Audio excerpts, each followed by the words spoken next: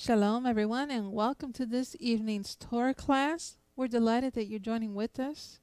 Tonight, we're going to roll the scroll back a bit because we have the holy days coming up, starting with Pesach, that's Passover.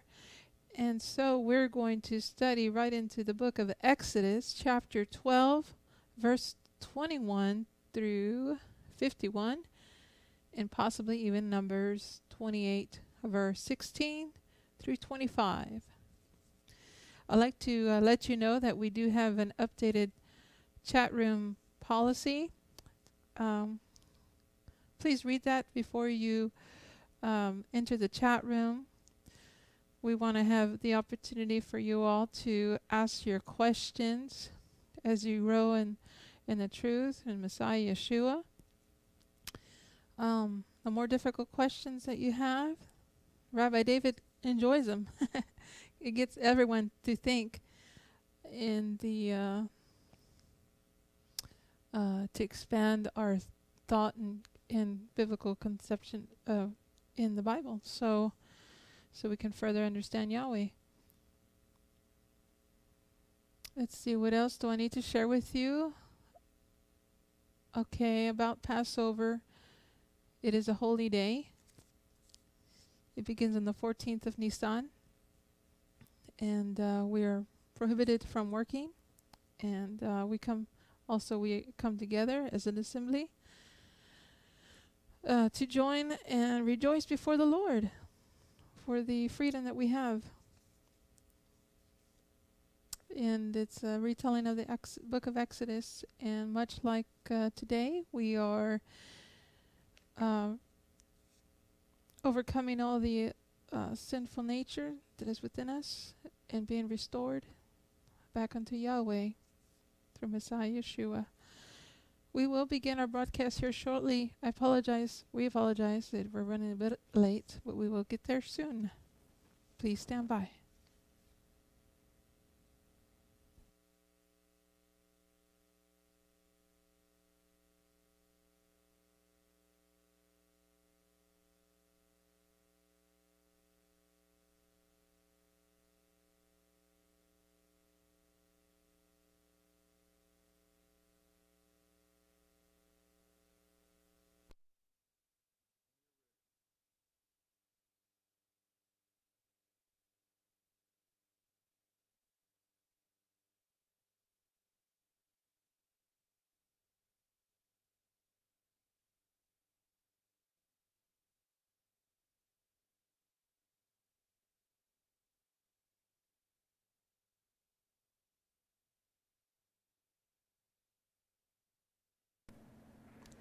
Well, Shalom Aleichem.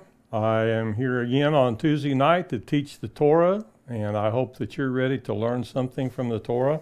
Hopefully some of this will be brand new to a few of you, and some of it will be old hat, but maybe you'll get a new slant on things that you already knew. So we'll see what God does tonight.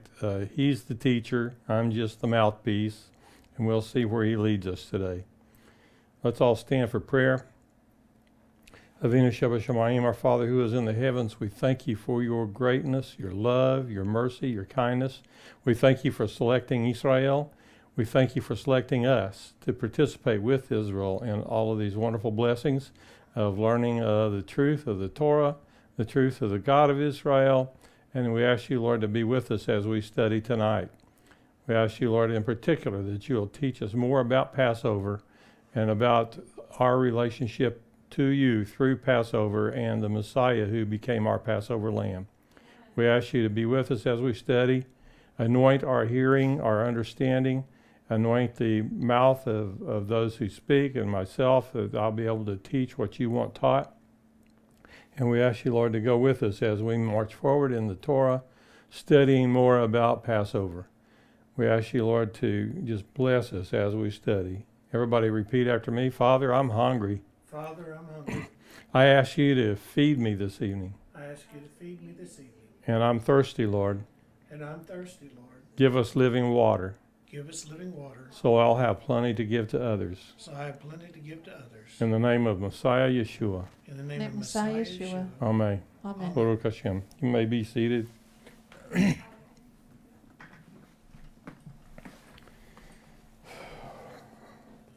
Well, tonight, as Lucifina said as she was introducing the class, we are going to skip backwards towards Exodus and take a look at the Parsha that's relevant for this weekend. Now, this weekend is Passover, and so consequently, the chapters relating to Passover are the selection for the Torah Parashat. We'll start in Exodus chapter 12, beginning in verse 1. Is that right? 21. Oh, it's 21. Well, I don't have as far to read as I thought. That's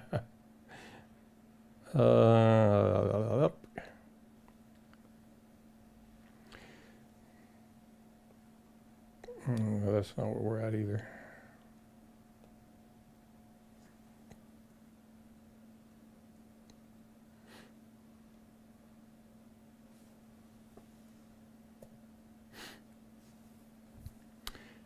In verse 21 it says, Moses called for all the leaders of Israel and said, select and take lambs for your families and slaughter the Pesach lamb. Take a bunch of hyssop leaves and dip it in blood, which is in the basin, and smear it on the two side and top of the doorframe, and smear it on the two sides and top of the doorframe.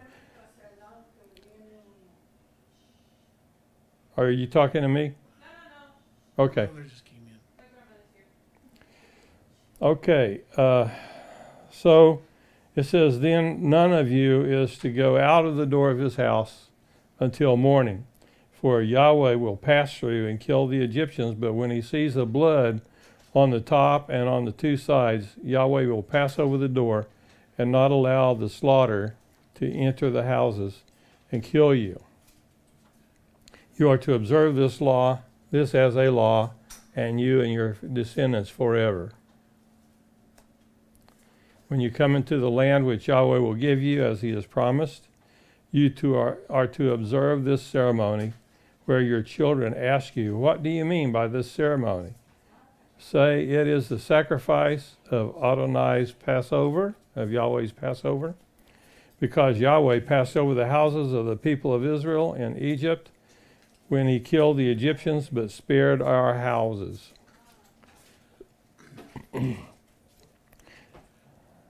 So he spared the houses of the people of Israel in Egypt, when he killed the Egyptians, but spared our houses.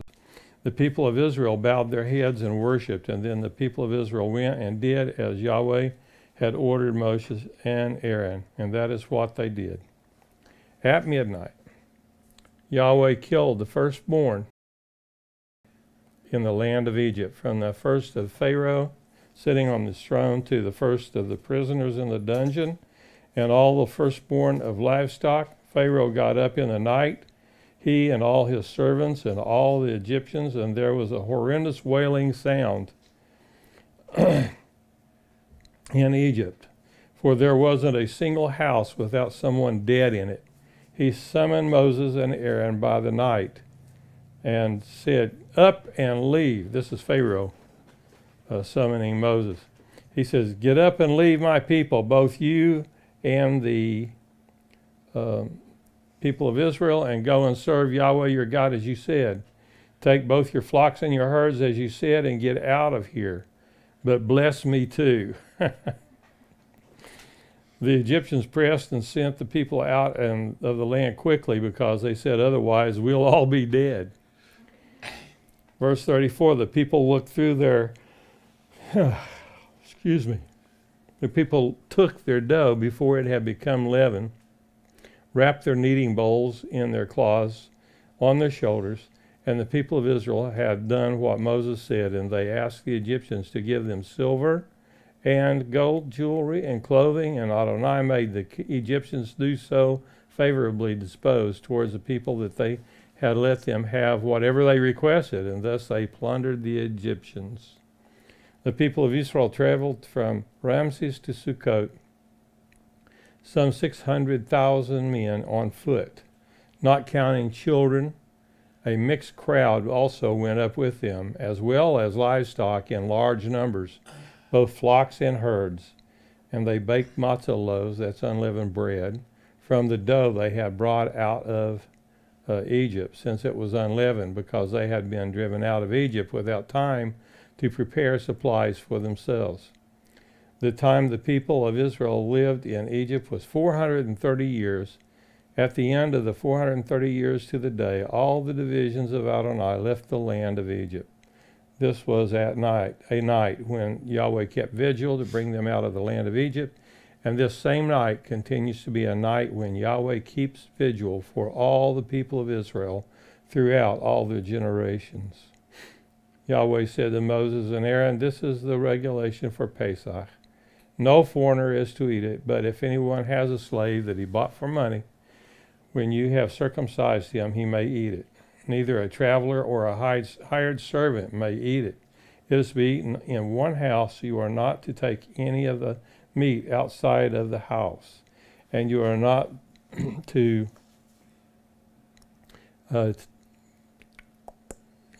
break any of its bones. The whole community of Israel is to keep it. If a foreigner staying with you wants to observe Adonai's Pesach, all his males must be circumcised. Then he may take part and observe it. He will be like a citizen of the land, but no uncircumcised person is to eat it." The same teaching applies equally to the citizen and to the foreigner who is living among you. All the people of Israel did just as Yahweh had ordered Moshe and Aaron, and on that very day, Yahweh brought the children of Israel I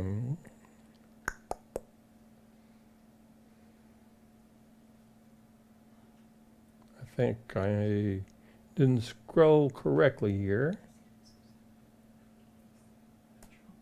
Oh, there we go. The same, got that one. All the people of Israel did just as Yahweh had ordered Moses and Aaron, and on that very day Yahweh brought the people of Israel out of the land of Egypt by their divisions. So that's the primary Torah selection for today. There is another one that talks about keeping the holy days. It's called Kol Moedim. I want to go on over to I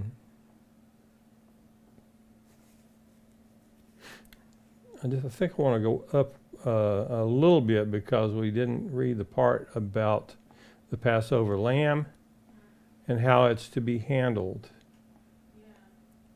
And that's very important because I want you to see the Messiah in this ceremony.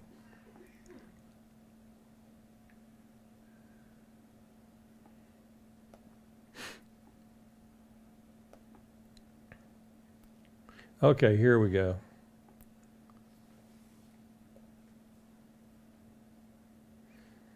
This is starting in verse 15.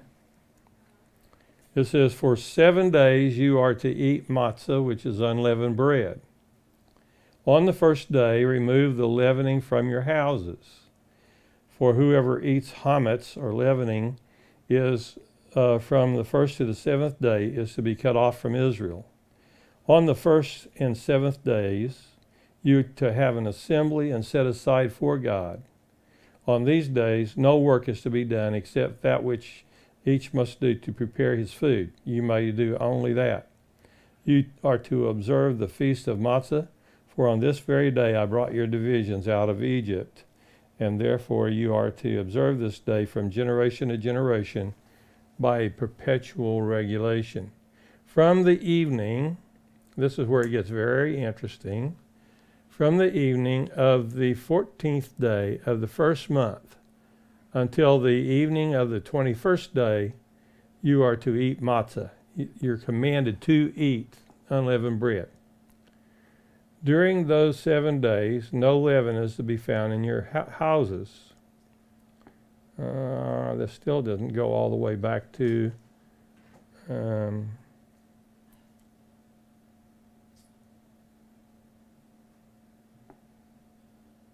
there it talks about what to do with the blood.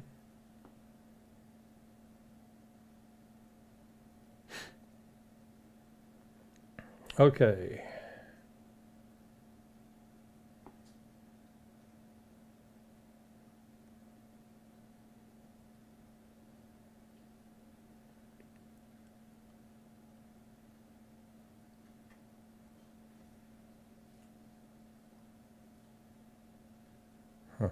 Going the wrong direction again. All right.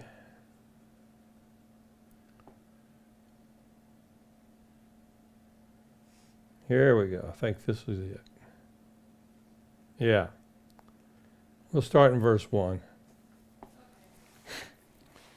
Yahweh spoke to Moses and Aaron in the land of Egypt and said, "You are to begin your calendar with this month." This is the beginning of the Hebrew calendar, the biblical calendar. "It will be the first month of the year for you. Speak to all of the assembly of Israel and say, on the 10th day of this month, each man is to take a lamb or a kid for his family, one per household. Except that if the household is too small for a whole lamb or a kid, then he and his next door neighbor should share one, dividing it in the proportion to the number of people eating it. Your animal must be without defect, a male in its first year, and you may choose it from either the sheep or the goats." Now, here it says we are to take the lamb and we are to keep it up on the, let me just highlight this section here. On the 10th day of this month, each man is to take a lamb or a kid for his family, one per household. And it's going to be kept up until when? Do you remember what it said? Here it is in verse 6. 14th day. Verse 6 tells us that you should keep it until the 14th day of the month.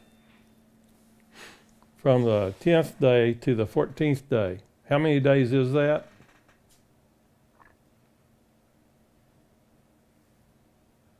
That would be 4 days. Okay. So on the 10th day, you can put it inside your house on the 10th day at evening, and you still qualify with having done it on the 10th day. And then you can keep it in your house until the 14th day. And so that would actually be 3 days. Yeah. Okay. So this would be understood to mean idiomatically it's going to be 3 days in your house.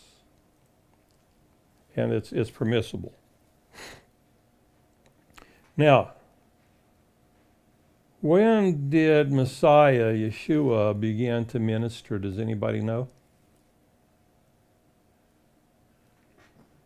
Where he began to minister?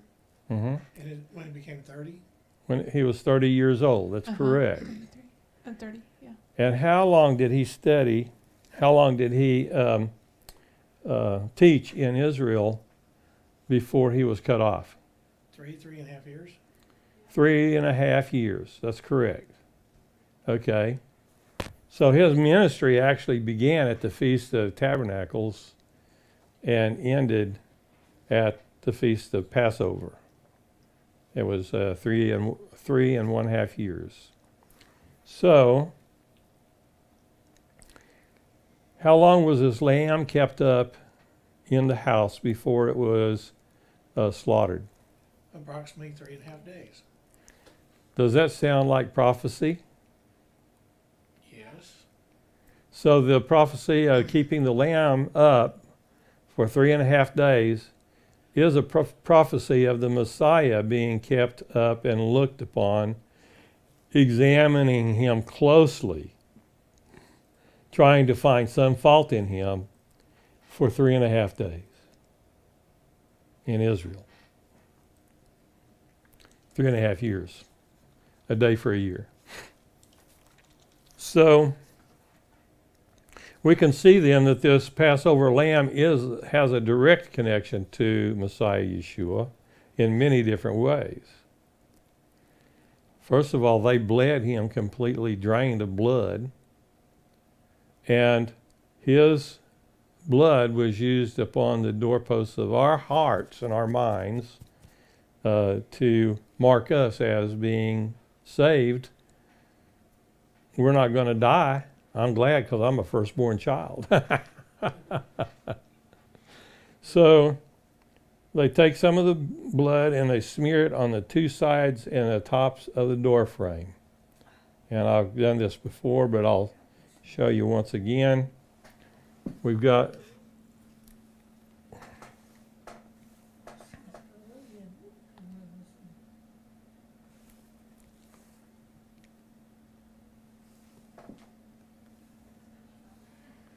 so we've got the marker here, and we got this door frame, door posts.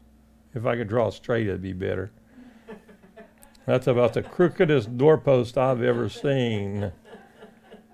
And the top piece is called the lintel or the mantle.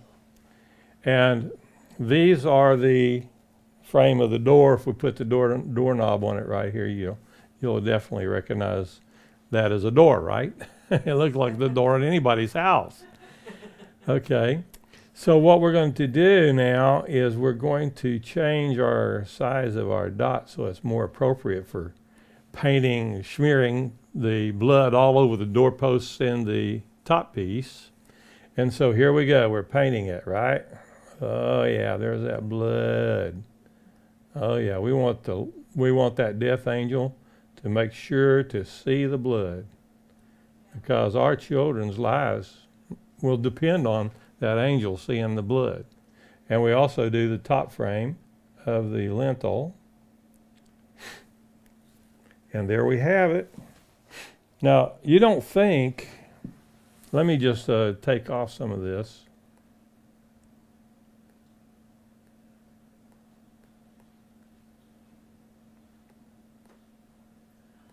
Now, you don't think that if your children depend on the angel seeing this blood, you're not going to go up here with a little dab here and a little dab here and a little dab up here, are you?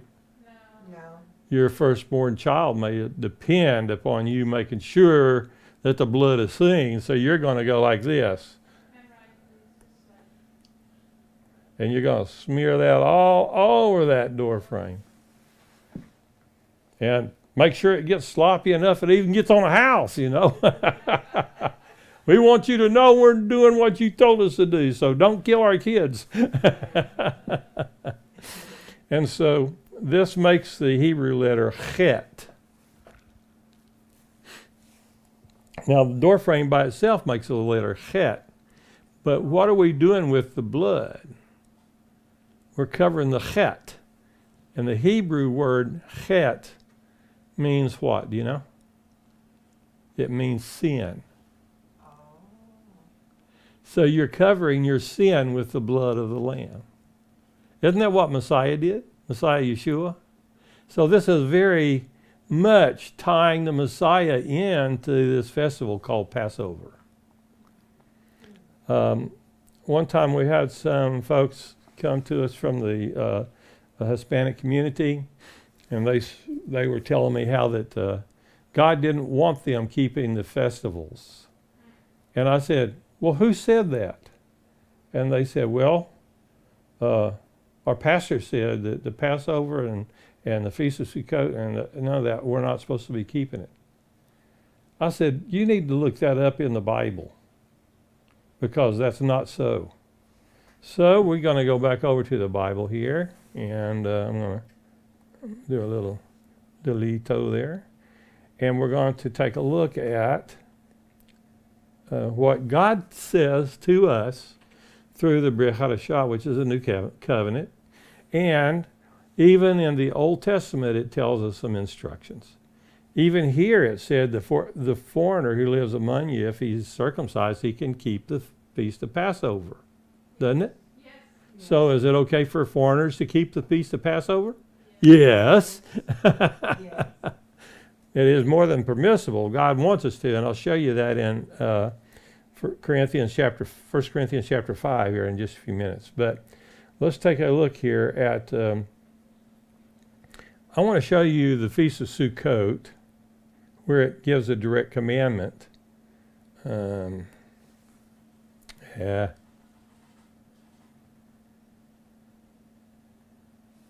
We're going to go to Zechariah, I believe.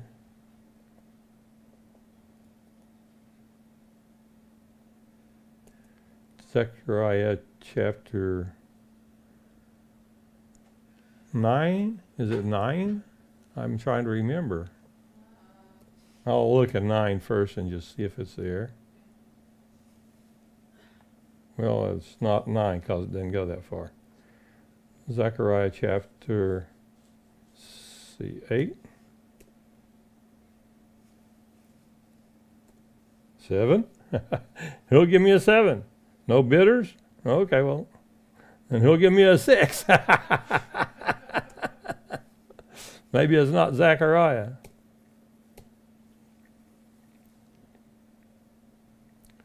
Zechariah. Huh.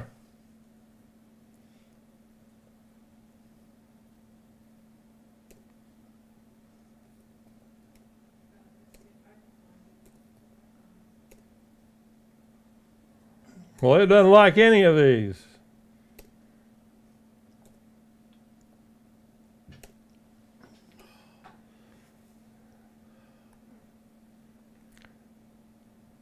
For some reason,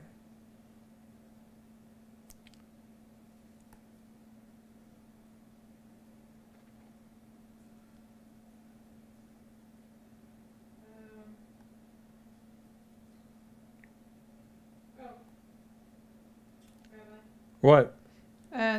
Zechariah 14:16. Okay. I knew it was on up there in Numbers. I don't know why it's not letting me go there. Let's see. Zechariah 14.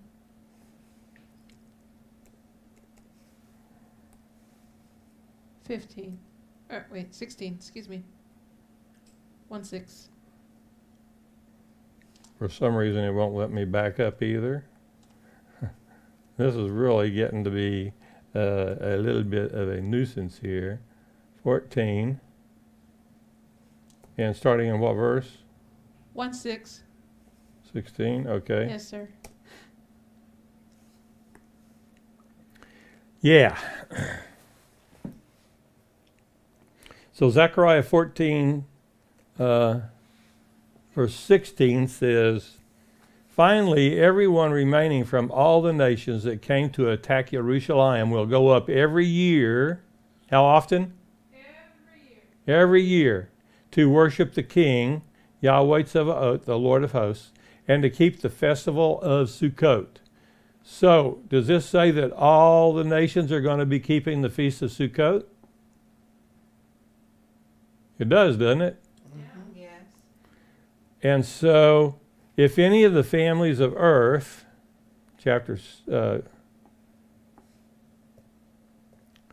any of the families of earth does not go up to Jerusalem to worship the King, Yahweh Tzevaot, no rain will fall on them. They won't have rain to grow their crops with.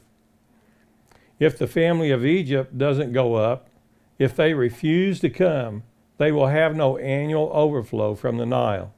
Moreover, there will be the plague to which Yahweh will strike the nations that don't go up to keep the festival of Sukkot. Think God really wants them to keep it? Oh, yeah. Yes. This will be Egypt's punishment and the punishment of all the nations that do not go up to keep the festival of Sukkot. So, we have absolute proof right here in the Tanakh, the Hebrew scriptures, that God wants these to come together and to worship Yahweh at the Feast of Sukkot. Now let's take a look at 1 Corinthians.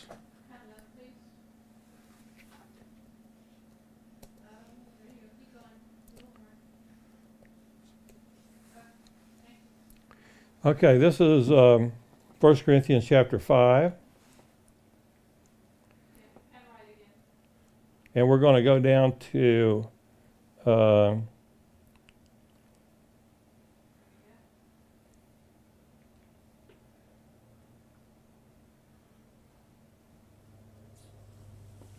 it's right here. Let me just find out where it is.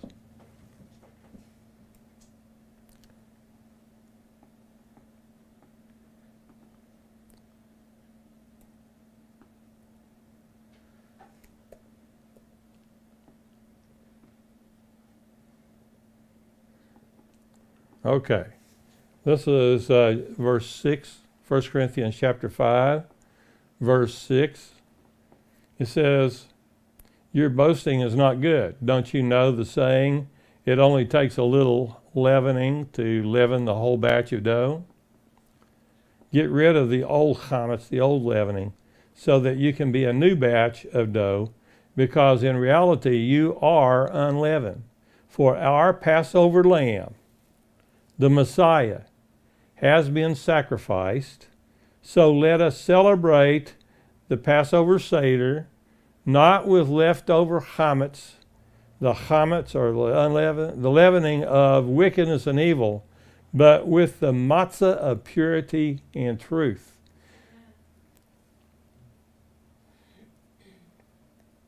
Now this, I didn't like this one because it doesn't say here the direct command to keep the Passover. Let me open up a different version and we will see it in the New King James Version, which is a little easier to read.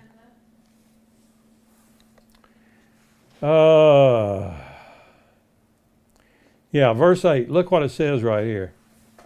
Verse 8. Therefore, let us keep the feast, not with old leaven or with the leaven of malice and wickedness, but with the unleavened bread of sincerity and truth.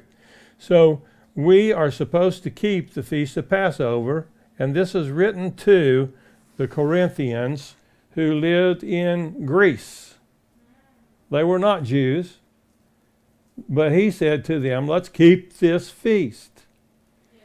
Now, do you think God wants us to keep the feast? Yes. Yeah. So doesn't that make you feel good that the God who is the true God of the Bible, the God of the Jews, wants us to come together and equally keep the feast of Passover?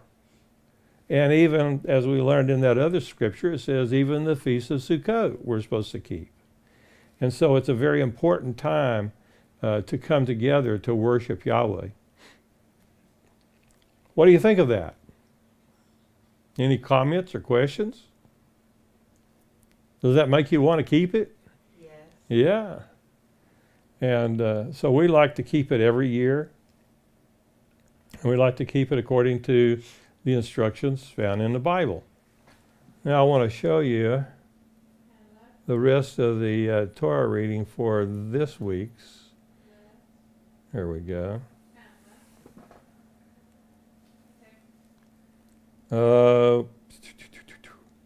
Matthew 26:28. Oh, chapters 26 through 28. We'll just read that whole thing. Let's go there to Matthew chapter 26.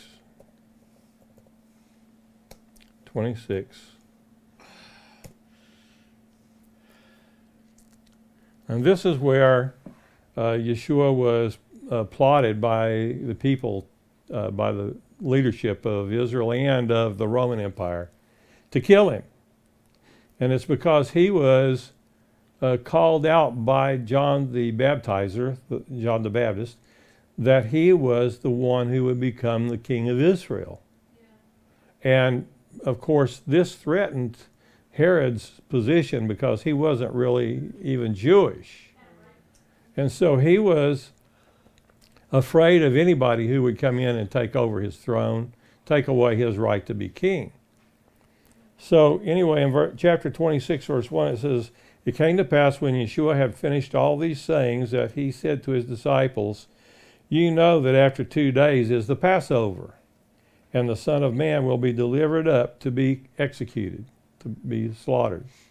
Then the chief priests and the scribes and the elders of the people assembled at the place of the high priest, palace of the high priest, who was called Caiaphas, and plotted to take Jesus by trickery and kill him. But they said, not during the feast, lest there be an uproar among the people. When Yeshua was in Bethany at the house of Shimon, the leper, a woman came to him having an alabaster flask of very costly fragrant oil, and she poured it on his head as he sat at the table. When his disciples saw it, they were indignant and said, "Why is this waste? This fragrant oil might have been sold for so much and given to the poor." But when Yeshua was aware of it, he said to them, "Why do you trouble the woman? For she has done a good work for me." It's called a mitzvah, a good deed. "For you have the poor with you always. But me you do not have always. For in the pouring of this fragrant oil on my body, she did it for my burial." She anointed his body to be buried.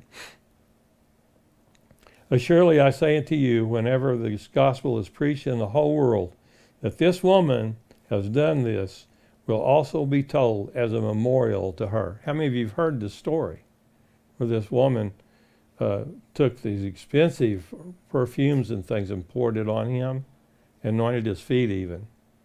And the disciples got all upset about it, and Yeshua scolded them because she was preparing him for burial. Then one of the 12, called Judas Iscariot, he was the treasurer for the group. He said, "What are you willing to give me if I deliver him to you?" He's talking to the chief priests. And they counted out to him 30 pieces of silver. So from that time on, he sought opportunity to betray him. Now on the first of the feast of the unleavened bread, the disciples came to Yeshua, saying to him, "Where do you want us to prepare for you to eat the Passover?" And he said, "Go into the city to a certain man and say to him, the teacher says, my time is at hand. I will keep the Passover at your house with my disciples." So the disciples did as Yeshua had directed them, and they prepared the Passover. When evening had come, he sat down with the 12, and now as they were eating, he said, "Assuredly I say to you, one of you will betray me." And they were exceedingly sorrowful, and each of them began to say to him, "Lord, is it I?" And he answered and said, "He who dipped his hand with me in the dish," and that's the dish called maror. It's the bitter herbs, and it brings tears to your eyes.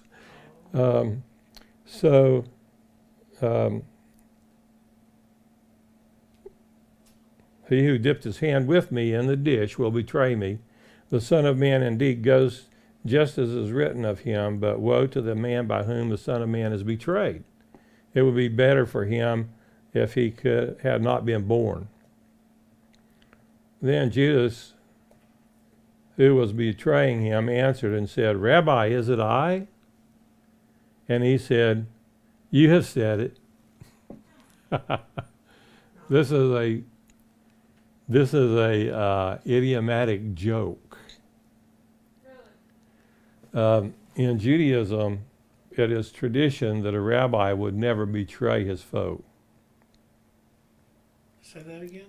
It's a tradition that Judaism, that a rabbi would never betray his foe, because it would take away from the reward that is scheduled for him if he keeps it silent, keeps the matter silent. So anyway, there was a story about the adversary of this rabbi that came and sat at his table, and he said some remarks that were very distasteful.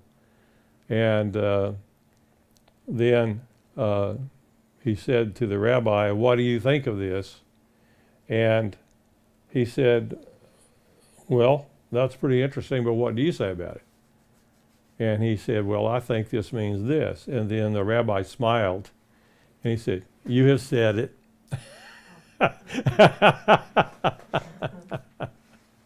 And that's what happened when Judas said, "Is it I?"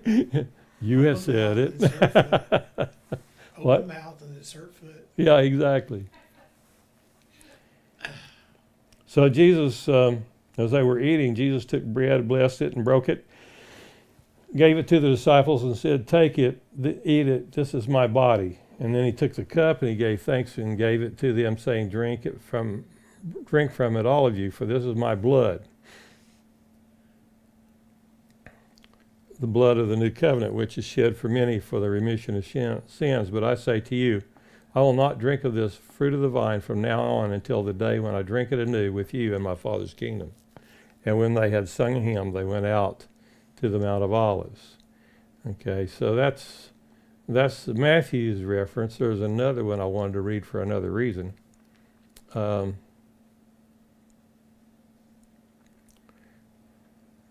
Mark 14:16. Let's just see what that says.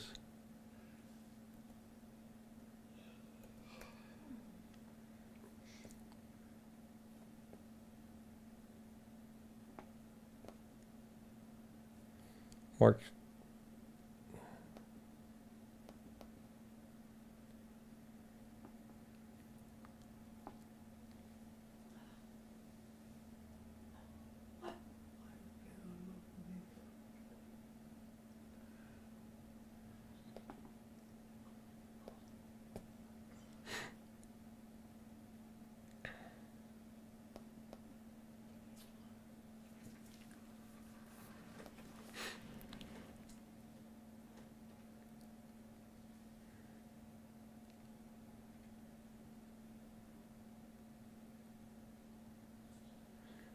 Here's one where it says, they became upset and began asking one another, one after the other, you don't mean me, do you? It's one of the 12, he said to them, someone dipping matzah in the dish with me, for the Son of Man will die, just as the Tanakh says, he will. But woe to the man by whom the Son of Man has been betrayed. So you can see here that there's a lot going on around this Passover Seder table.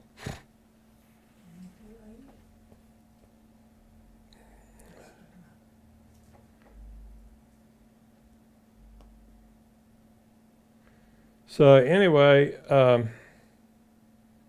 thought I would like to open it a little bit for discussion here.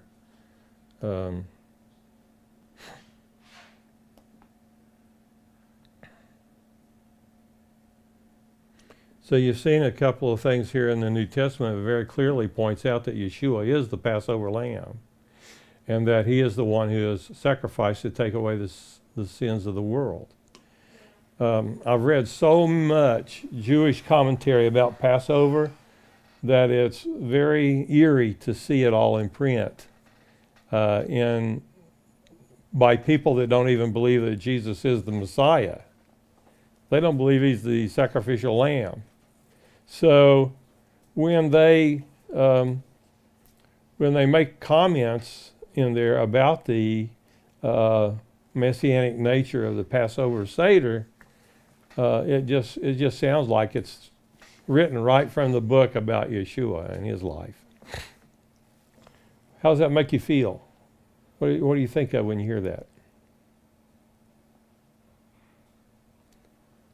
Does it make you feel like that the whole book is one? Right?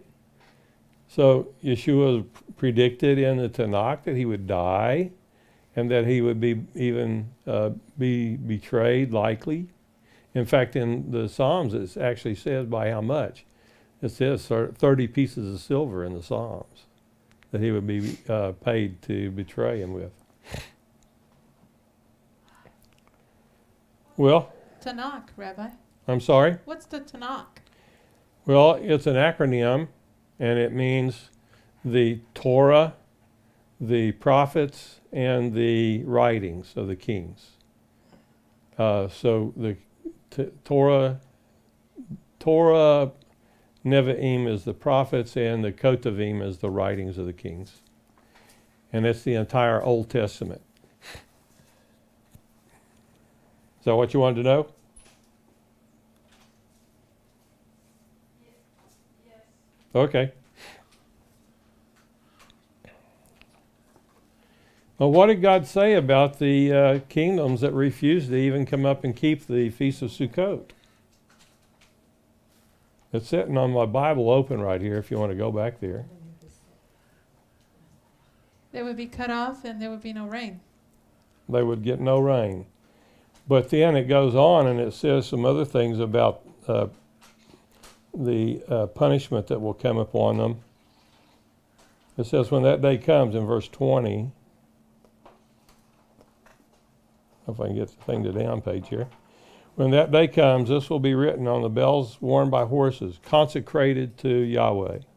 And the cooking pots in the house of Yahweh will be as holy as the sprinkling bowls before the altar, where they sprinkle the blood.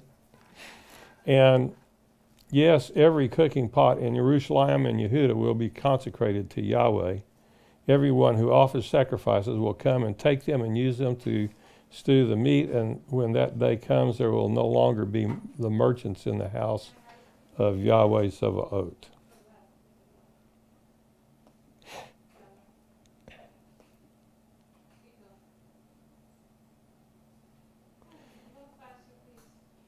Excuse me? Okay. Well, this is the Feast of Passover, and it does have very strong semblance and resemblance to Messiah's life and experiences here on this earth. What about some of the statements that Yeshua made? For example, no prophet is honored in his own house. What does that mean?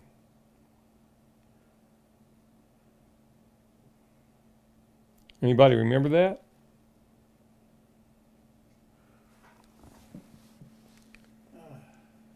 Well, we will always encounter opposition or even rejection, even the closest of kin.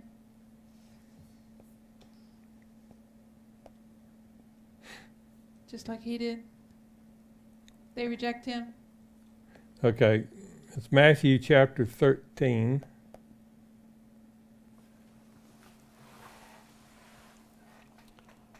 Yeshua said to them, the only place people don't respect a prophet is in his hometown and in his own house. Well, what does that mean? He did few miracles in his hometown, Bethlehem and Nazareth, because of their lack of trust. I want to look at this other one too, or Mark 6:4. Yeshua said to them, the only place people don't respect a prophet is in his hometown among you. Doesn't it? Well, let me look up another one for you.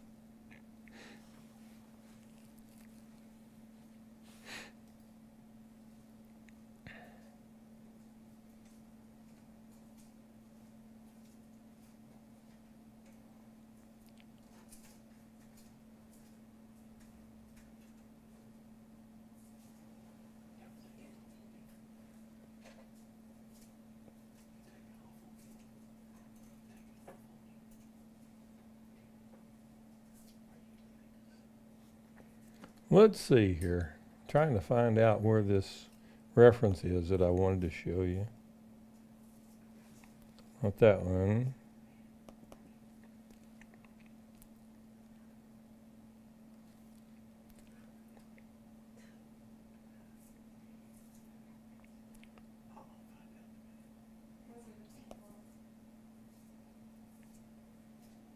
I'm looking for the scripture that says that if you love mother and father more than me, then you're not worthy of me, or something of that nature. Maybe it's because I'm looking in the wrong version here.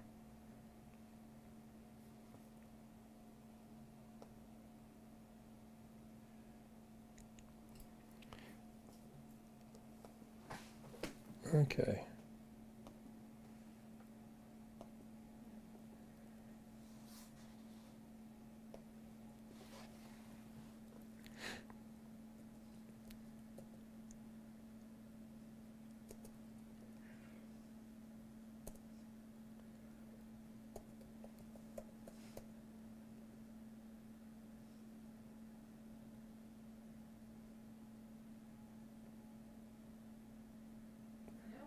Oh, I'm in the wrong search. It's not a search tool here.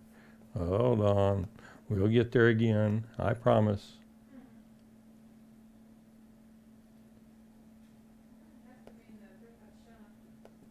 Well, it's got to be the right version because they word it different.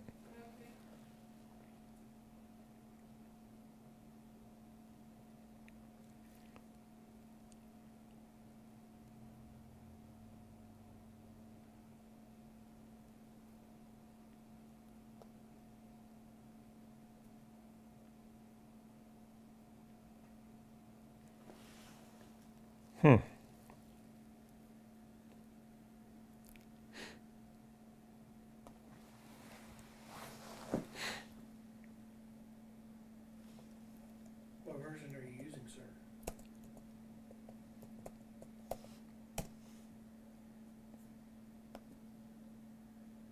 I keep forgetting to switch it over to the New King James Version.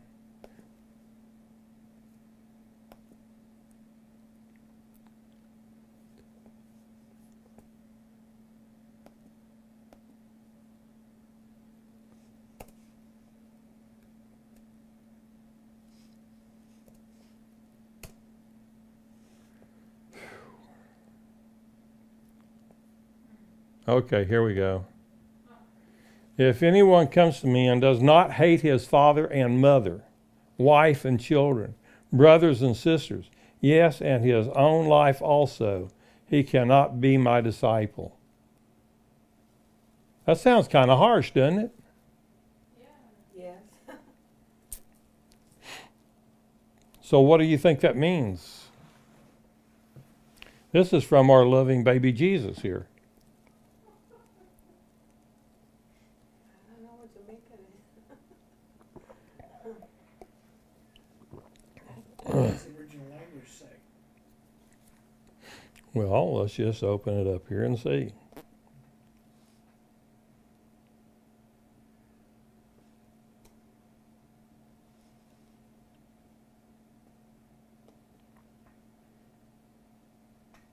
If any man come to me and not misef is the Greek word, and it means hate, to detest, by extension, to love less.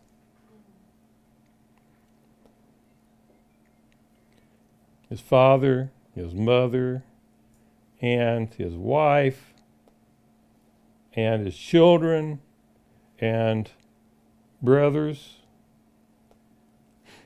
I like the word "and love less." Sounds better. And sisters, yea, also his own life. He cannot be my disciple. I will tell you that in my life, I have had to give up everything. I've had to give up having a nice place to live sometimes on the street. I was homeless for probably almost 4 months. Twice, not just once, but twice. And during that time, we didn't even have a place for the congregation to meet. And God provided it through another source. All through my adult life, I have had to basically love my children less than God. My parents less than God. My aunts and uncles.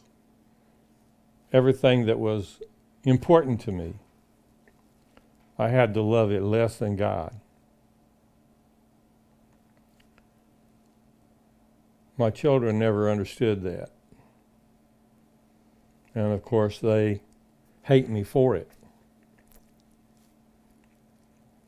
And they'll tell you they hate me for it too, but they won't do it unless you confront them. Well, Jesus wouldn't want me to hate you, so, well, I don't hate them. I love them. But I can't let them replace God in my life. They can never measure up. So I have given up my relationship with wives, with my children, with my employer, my cars, my houses. I've lost it all. Given it up for Him. I don't love my houses even more than I love God. To me, He's the most important. Now, I know that my children would probably agree with that, but they still wouldn't understand me being the way I am. A prophet is not respected in his hometown because he doesn't have the same vision, focus, priorities, that most of the family has. And what does most of the family have? They have priority on doing everything in their power to help their children succeed. And if the child gets thrown in jail, then they're going to go bail them out. And that may not even be the best thing for them. And that's just the way it is in most households. But my life is dedicated to serving Yahweh. And because of that, I have had to do without my children. And everything you can imagine has been thrown in my face. None of it true. But I just go on because I know that that's the role that Yeshua prophesied I would be in. If I'm going to be His disciple, if I'm going to be His student, I'm going to have to give up everything else around me.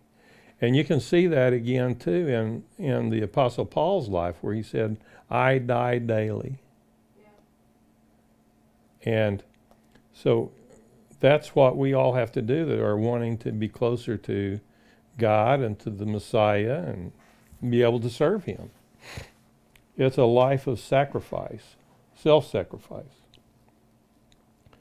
It's not that I don't love my children. I have gone to heaven and back for my children. And when they were little, they got taken away from their mother. And their mother had been doing some things that wasn't lawful. And so she lost them to a foster care home. And I got an attorney and I went after them and I recovered my children and brought them to live with me. And that was hard to do, but I did it because I do love them. And at the same time, I'm not against their mother. I loved their mother when I married her, but she divorced me for another man. What am I supposed to do? So I just took my life and consecrated it ever more deeply to God, to serve Him. And having done so, I have been homeless on 2 occasions. I've been disappointed because I thought that God was going to bless me a lot more than He did, but you know what? I can see hindsight that God loved me and was protecting me through all of that. And it was a pretty amazing stories, how God really did care for us and protect us. So I know that Yeshua prophesied that if you don't hate your children, well, you don't love your children more than me. You don't do that. You can't be my disciple. And to me, it's been a journey that has been a heartbreaker. But at the same time, I knew it would come. And it's because I've sold my life out to him as a slave. And whatever he wants, I yield myself to him. We've had so many witches and warlocks cursing us, and they have succeeded in taking away some things, but they weren't mine to begin with because I gave them to God already. So how did they hurt me by taking it away from me? It was already God's.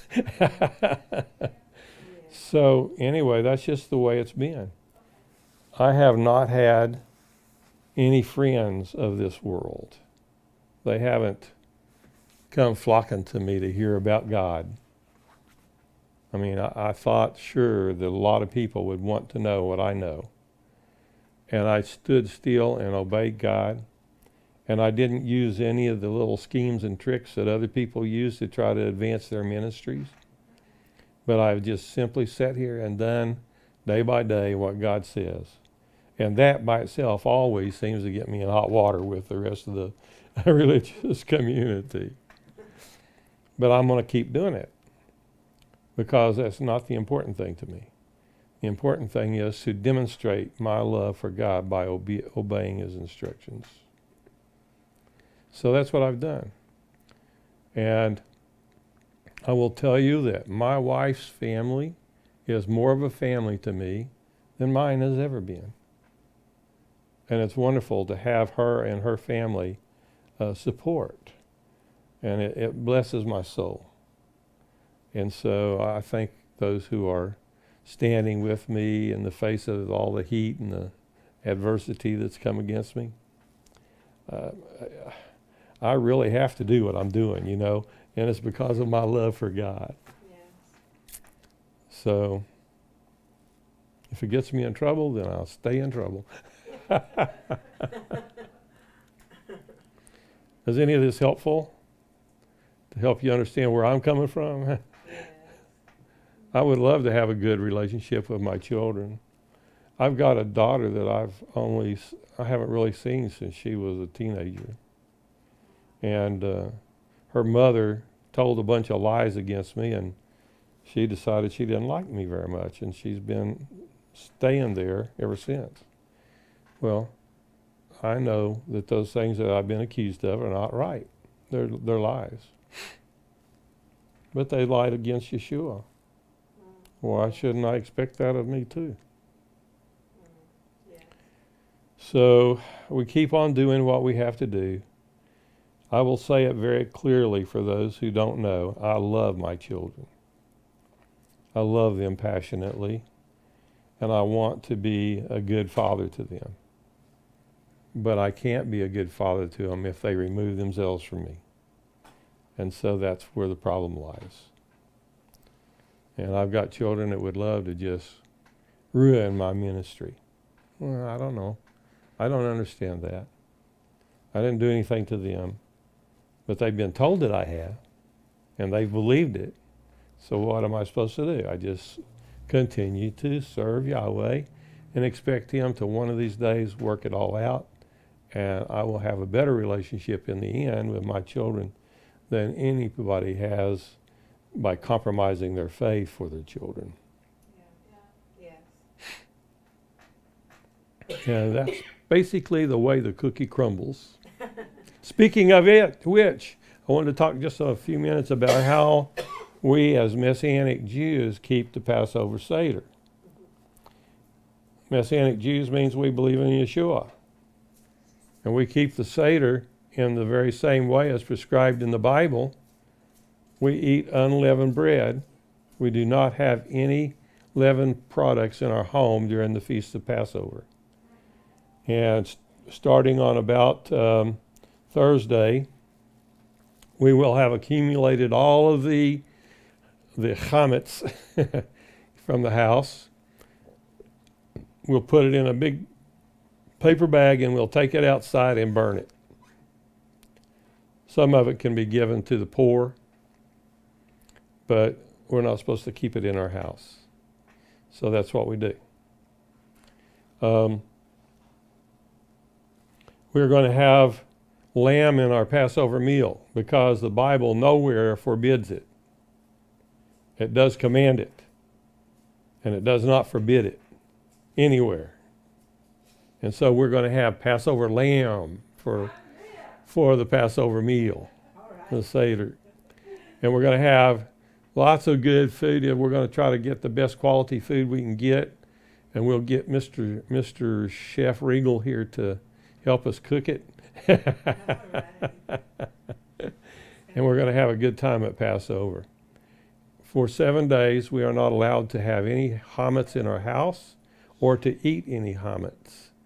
And that means leavened bread.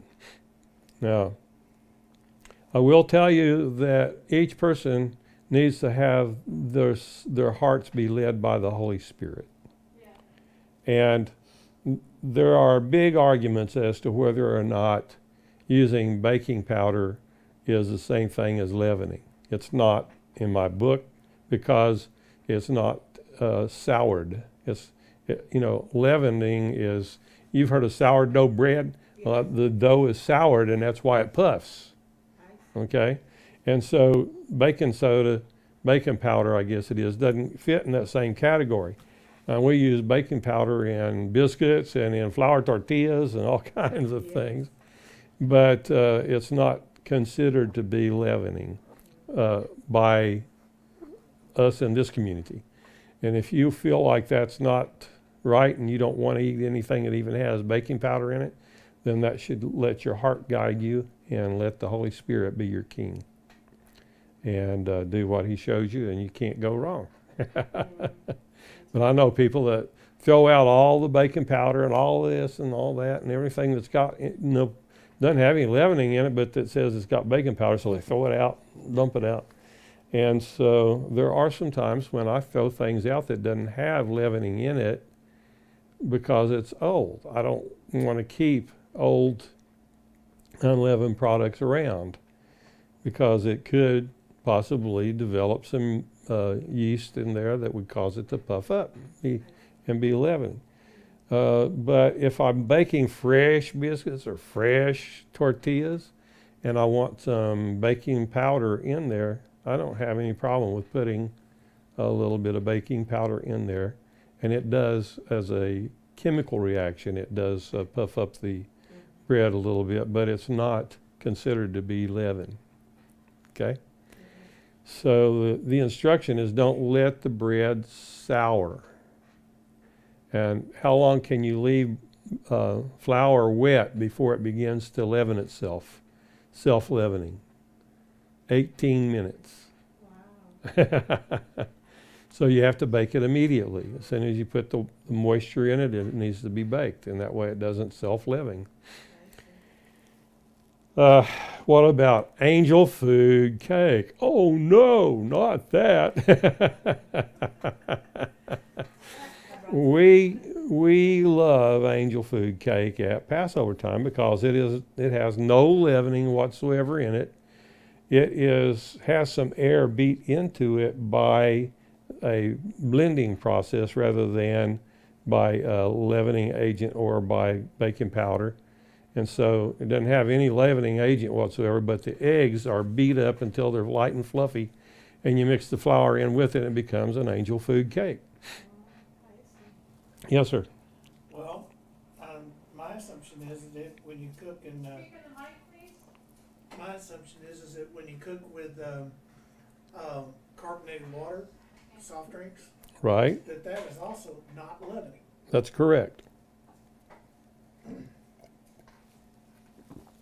So the problem for the Passover meal is that any bread product that has been set with liquids in it for more than 18 minutes becomes disqualified. And Passover itself is a time-based commandment. So how long did the people have to bake their leavening when they left Egypt? They didn't have time to bake it. They just put the bread in a bowl, the flour, and then when it was time to use it, they put water in it, and that was all they had in it was water and bread. And salt. Well, there was some salt in it too. But you can put the salt on after the fact, and there's no problem with that. Okay, thanks for coming. Enjoyed seeing you again. So anyway, we also eat bitter herbs at our Passover Seder instead of the normal tasty, delicious, different kinds of field greens and things. Sometimes we'll have just lettuce without any, well, I think they call it newlywed salad. Lettuce alone with no salad dressing. So anyway, that's basically what we do. And we have a big organized meal where we read through the Exodus story. We have a book called the Haggadah that we use to tell the story and to relate the various scripture passages that are usually read during the Passover Seder. And that's how we keep the Passover here in Zion.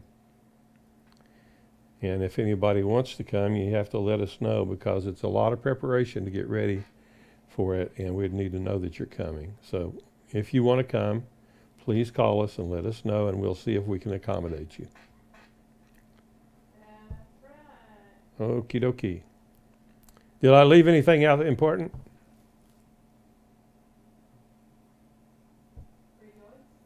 Rejoice! And also, don't forget, you need a cigarette lighter or matches to light the candles with. we light 2 candles for the holy day, and it takes a match or a lighter to strike the flame for it. Yes. Bring a pillow Bring a pillow. Why do we need a pillow?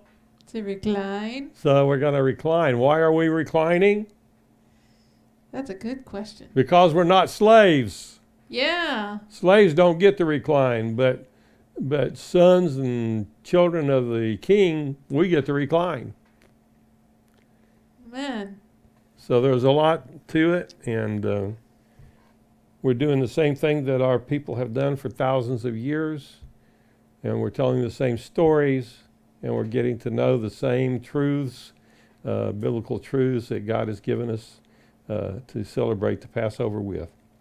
So it's exciting time. I guess that's about it for the moment. We do a lot of praying. We do a lot of eating. We drink some wine. Yes. You can have alcoholic beverage wine, because in the Bible there's a different word for alcohol wine than there is for just fresh grape juice.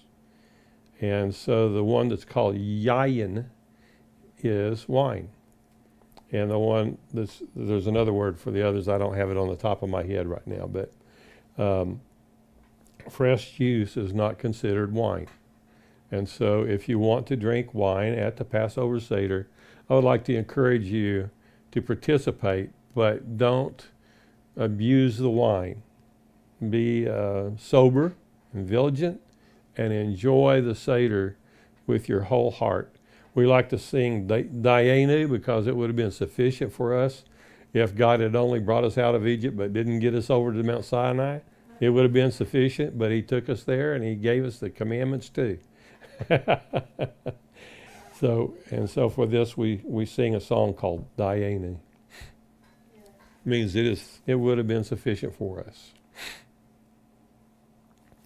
Well, that's all I've got for tonight. I hope you enjoyed it. If anybody has more questions about keeping the Passover, please send us an email at Ask the Rabbi, and someone will get back with you on that. And if I don't do it personally, then Lucifina or one of our other team members will answer the questions for you.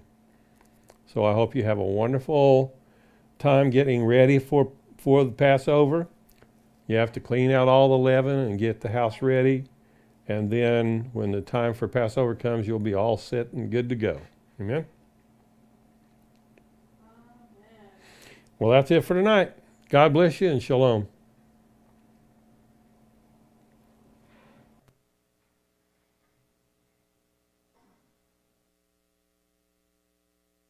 We want to thank you for joining us for another delightful weekly Torah study. I want to share with you that there is a correction in the little banner that I showed you. We are going to have, just know that we are going to have the Passover Seder at 6 o'clock. Please let us know that you'll be attending, and we'll provide you information on what you're able, what's needing to be contributed. And the following day, we're going to have a Shabbat. It's a High Holy Day Shabbat. And normally we start that at 10 a.m. at the weekly Shabbat, but because this is a High Holy Day Shabbat, our schedule's a little bit, it's changed. So we're going to meet at 11 a.m. that morning. And we're still going to follow the normal class meeting with the teaching, but it's just going to be an hour later at 11 a.m. So let me think.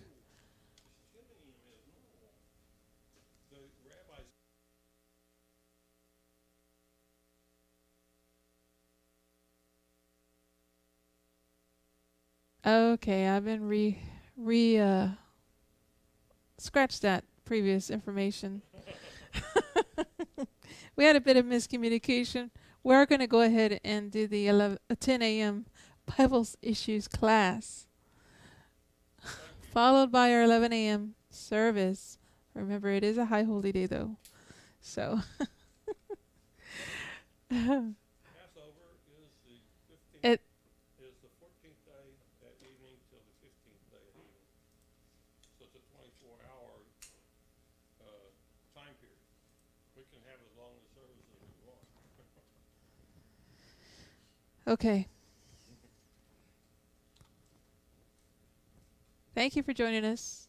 If you have any questions regarding the Holy Day schedule, please give us a call at 512-452-8700. Appreciate it. Thank you for joining us. We'll see you very soon. Shalom.